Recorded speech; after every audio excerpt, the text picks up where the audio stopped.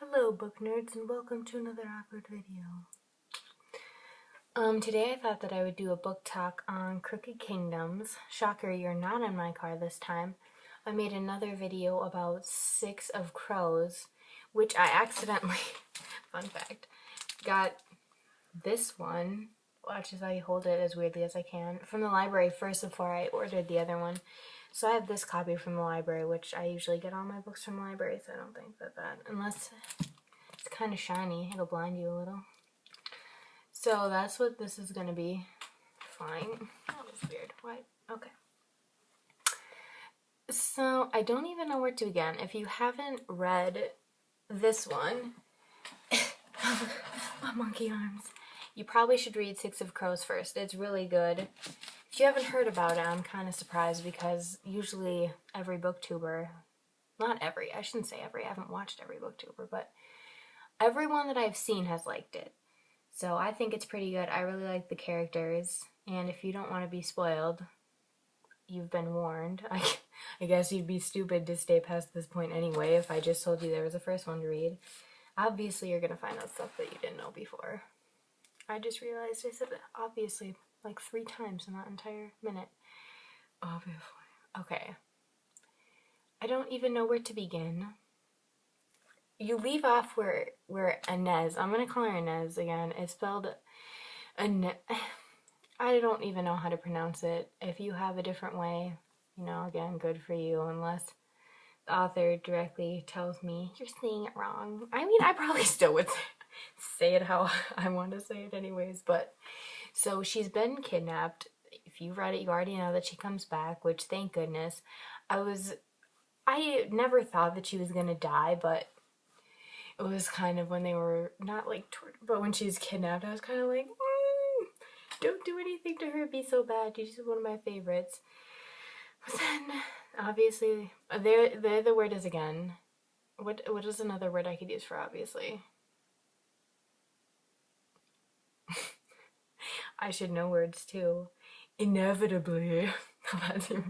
We're gonna use the word inevitably the rest of the time. So they get her back. And then they make a plan to ruin Van Eyck. I want to keep calling him Jan, but that sounds so weird. They wanted to ruin Jan. They wanted to ruin Van Eyck. That's what I'm going to call him too. And they make all these different plans, and it wasn't really that... I mean, it changed around so much that it was kind of hard, but that was how it was in the first one, so I was already kind of used to it. Them jumping around, because first they started with, you know, they were going to go with the sugar, and then ruin the sugar, and that didn't work out, and then it all like goes for it. I read it, I finished it last week, and then I read 3 books in that time, so I still remember it, it's not fresh in my mind exactly how things happen because they change so fast.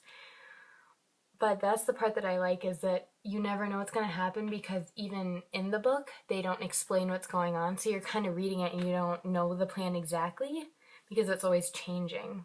And I think that's kind of cool. I don't really... At the beginning was suspenseful because I knew that... I didn't know, but I figured that Inez would... And now I'm calling her Inez. Inez would come back and they would take her. But then in the middle, there was kind of just like a bunch of... not really random, but a bunch of things that happened. Like so many things. Wyland's dad came back,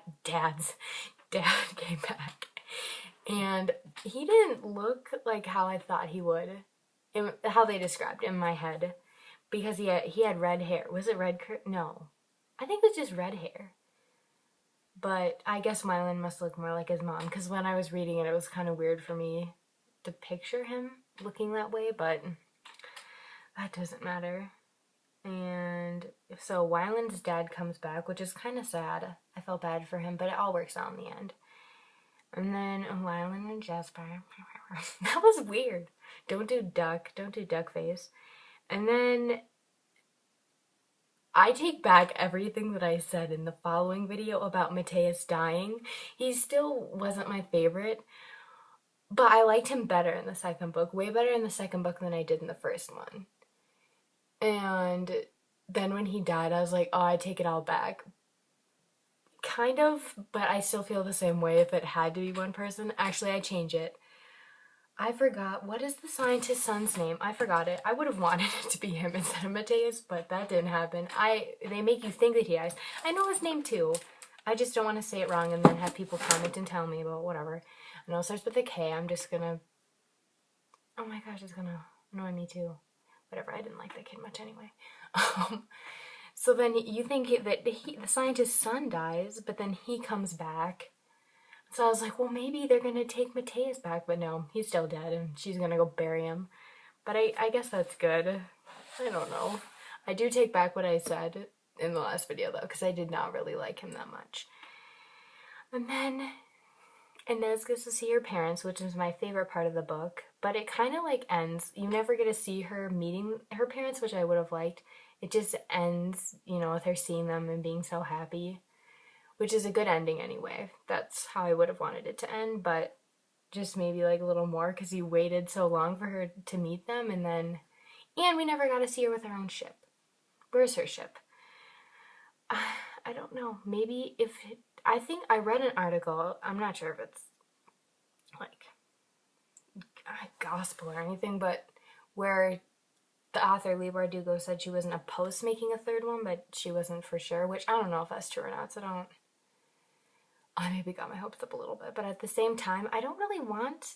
I mean, I really love the stories, but I don't know what would even happen if they make a third one. It's kind of like, and they don't have the original, you know, 6 characters because now Mateus is dead. So I think it'd be weird just to have, even though the characters are so good, I think it's weird when you cut, you know, one out and then it carries on. But that's like every book ever because at least one person that you like dies. But I think the third book would just... See, I don't know what it would be like.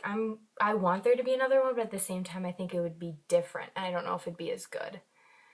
But I guess we'll never know unless she makes a third one, so it's kind of pointless for me to sit here and talk about it. That was my feeling I wanted to say. I kind of want there to be a third one, but I don't know if it would... It's not up to me. I'm not the writer, but I was just... Because I was wondering about this after I read it. I was like, would I want there to be a third one? I don't know. But I guess we'll see eventually. Maybe the third one will be, if there is a third one, it'll be so great and it's amazing. I don't know. You got to see all the characters I mentioned from the first one. I think, yeah, they all, you know, profess their love for each other. Not really technically. It's not really a romance book, but there's some in it like every book. So out of all, I would say 5 out of 5 stars. Imagine there's like stars. I don't know why there'd be stars above my head. Just imagine that there is. That's not all that I had to say. I thought I would have things of more substance to say than the last one, but apparently I'm just going to say incoherent thoughts again and use the word obviously a lot. Obviously. So I'm just going to leave you again, and there you go.